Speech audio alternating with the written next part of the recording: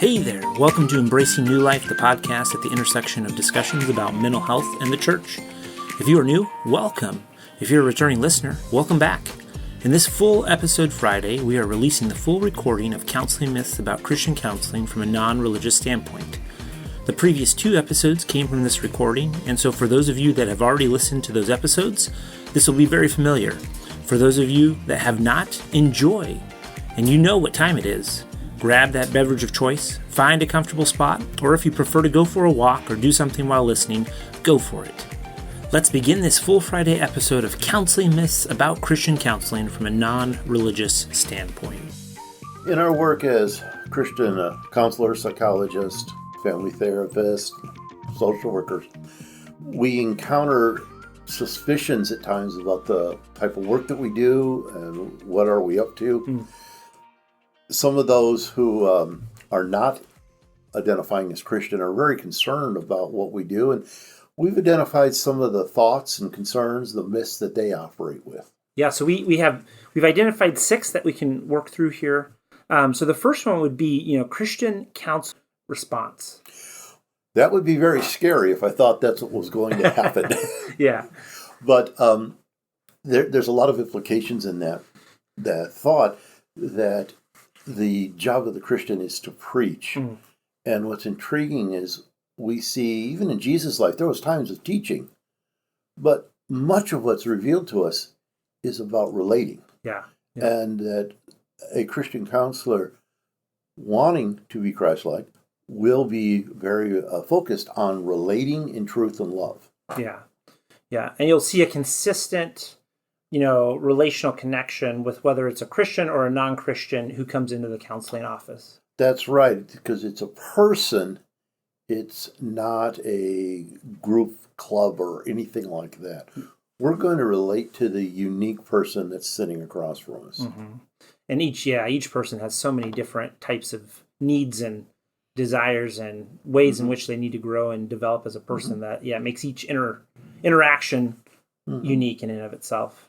And what we're doing as counselors is we're striving to understand the other person and facilitate them understanding as well. Yeah. So it's not that we're coming in with a program that they must adhere to.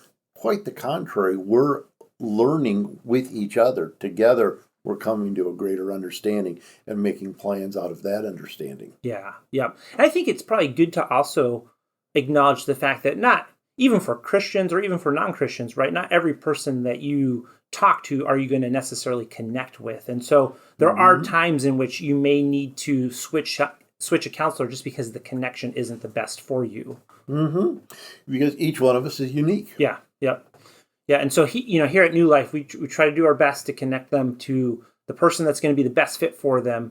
But also, if it's not the best fit, there's probably somebody else that can work just as proactively and well with them as the initial person. Yep, that's true. Great. Myth number 2 would be Christian counselors just judge and condemn you.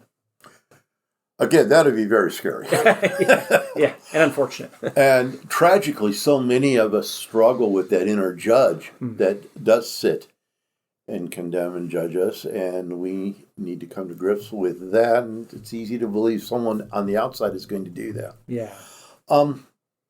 What we strive to do is to learn what it is like to be you, what it is like to be the counselee, and to facilitate the counselee experiencing themselves in a very realistic way. That would then be made in the image of God, deeply loved, with the challenges that they find themselves in. Yeah.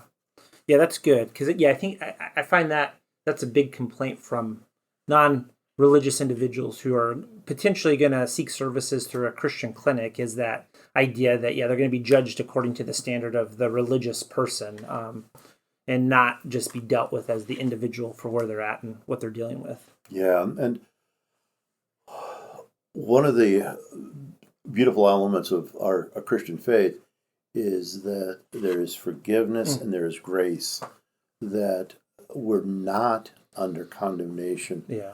And we want to reflect that so the person addressing whatever challenges are before them is able to have the resources to be love motivated rather than fear motivated. Yeah, most definitely. And I'm glad you said the love motivated because, yeah, Paul significantly talks about the fact that you can have a lot of stuff in life, but if you lack love, then it's all meaningless.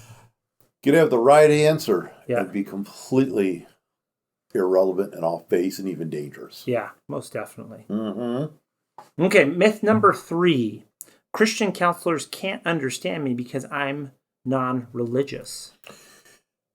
And that seems to imply, that belief seems to imply that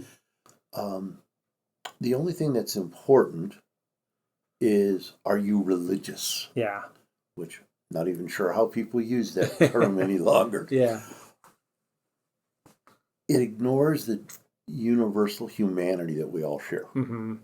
That I can learn what it's like to be you, what you think, feel, how you perceive, how you experience. And that there are ways that we are similar, there are some ways we're different, but we share this common humanity and common human journey. The differences are part of knowing each other. Yeah. Yep. And the fact, too, right, that, yes, religion may be a part of somebody's identity, just like non-religion might be a part of somebody's identity. But there's just so many other parts of that identity that are valid and important as well. Yes. And that when there's a difference, I am learning about that person. It's not something that I am supposed to change. Yeah. That is about them. Yep. No, it's good. I work with people of many faiths or no faiths at all. And I know that when they present with this type of concern, usually it lasts about 15 minutes. Because as soon as we start addressing what their concern is, they're experiencing, you're starting to understand. Yeah. Mm-hmm. Yeah, I would say that from what I understand, here at the clinic, we get a lot of people who are, maybe used to be religious but aren't anymore, or just have never been religious, and yet, they're still seeking services and finding help and healing here at the clinic. Myth number 4 would be Christian counselors are out to convert me or make me a Christian. This, I'm thinking of a gentleman that I started to work with some time ago. He's a physician referred by one of his colleagues, and he's Hindu. First thing he said is, I don't want to be a Christian. And I asked, is that why you came today? For I could see he was very afraid that there was going to be an attempt to try to convert him. Yeah. And then that would be the answer that I would offer him. And I identified that I wanted to understand what being a Hindu meant to him. That opened up many, over our time together, that has opened up many very important discussions about how he understands himself, how he understands the ultimate questions of life. Yeah. And those are things that we're still exploring. Yeah, and you can have open dialogue about those things, and not in a threatening or judgmental way, but just in a loving, compassionate, getting to know you way like you've talked about. Myth number 5 would be Christian counselors only use the Bible. And my first response to that is I've heard that kind of statement is, use it for what? Yeah. Because are they using it as a hammer, or are they using it as a love offering, or what? Yeah. As a psychologist who integrates faith and practice, psychology and theology, I'm always aware and always seeking to bring the truths of Scripture into anything that I'm doing. When I'm cutting the grass, I may be meditating on things from Scripture, just thinking about it. So use the Bible. It's part of our lives. It's not a separate category. Most definitely, yeah. And yet we are unlikely to quote a specific passage unless or until we know what it means to the person that we're counseling with. Yeah.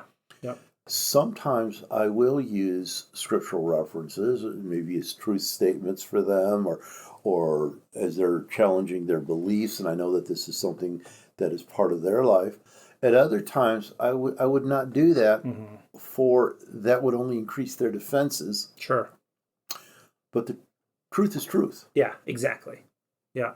I would dare to say that if you, there are many principles found in the Bible that, non-religious people would agree that definitely. they're just, good values to live by in life, And so obviously those things are going to come out from a Christian counselor because that's part of, like you said, that's just part of the integration of their life and their faith. But it doesn't mean that they're trying to proselytize or, trying to convert anybody. It's just that they're good principles to live by and good ways of moving in a healthy direction with our lives. I've heard many times over the years non-Christians identifying, I want services at your clinic because I appreciate your values. Yeah, yep. And our values, every human being holds values. For sure. Our values are congruent with the historic Christian faith. Yep. And people knowing that, many times, even if they don't agree with the Christian faith, they do agree with the values, that those truths are something that bring them comfort and safety. Yeah, yep. Myth number 6, and the final one that we've come up with, and I'm sure if we come up with more in the future, we can do another episode. But number 6 would be Christian counselors are trained different than other counselors. This is a yes and no. On the one hand, we are licensed here in the state of Wisconsin. We are licensed by the governing authorities, demonstrating competency and adherence to the rules and guidelines of our mental health professions. We have the same training. Many of us have training in research institutions, state institutions, secular institutions. Some of us have training from Christian institutions who are accredited in the same way as, say, a state institution would be. Yep. But all of us also go beyond just that training with additional study, training, discussion, exploration in our theology and how that impacts how we understand the application of our mental health training. Yeah. The state requires that individuals, do continuing education courses that keep them up to date with current, ongoing, best practices in the field of counseling. Yeah. So, everybody kind of is on the same page, or not necessarily the same page, but, pretty much in the same chapter with everybody else when it comes to those different things. So we participate in the same professional organizations. Many colleagues in the community we interact with. That we are a part of the mental health professional community. Yeah.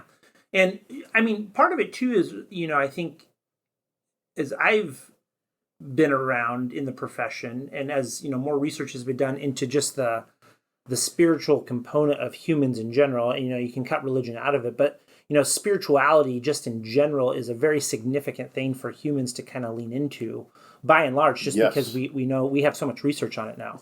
Yes, it is. I look forward to more discussions on that topic.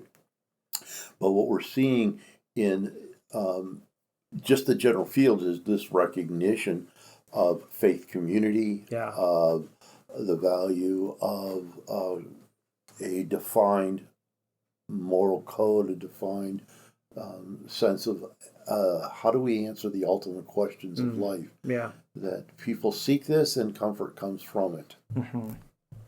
Yeah. Well, there's another question that I sometimes encounter. Yeah. You're doing the same thing that pastors do. Yep. Or that you're just a pastor with a different license. And I would suggest that's very inaccurate. Yeah. Highly inaccurate. Yeah. Our roles are quite different. Our training is different, but our roles are different too. A pastor has responsibilities, or a priest has responsibilities for shepherding their flock, for the teaching that they do inside their faith community, administration, all types of responsibilities for their congregation. Yep. Our role as mental health professionals to respond to the social psychological needs, as well as the spiritual and at times physical needs of the people that we serve. We're healthcare providers. Mm-hmm.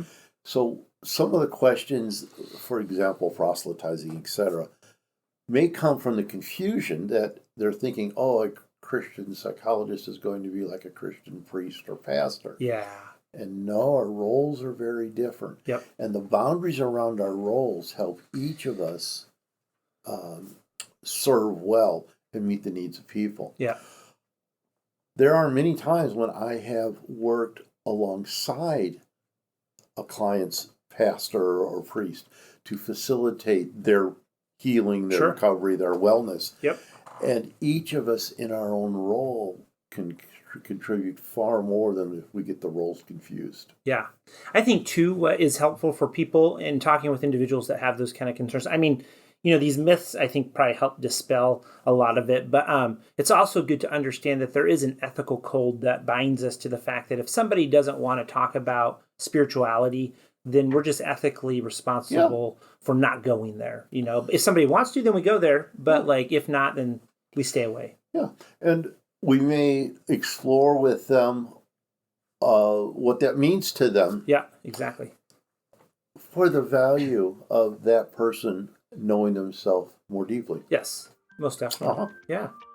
Well, good. I think these are excellent, myths to talk about and dispel, especially for people who are potentially looking at, seeking services that are non-religious at a, Christian facility. And I appreciate your time in talking through these with me. Oh, thank you. This is good. This episode of Embracing New Life, the podcast, is a production of New Life Resources, a Christian counseling clinic in southeast Wisconsin whose aim and goal since 1976 has been to provide high-quality professional counseling, psychological, and consulting services from within a Christian framework.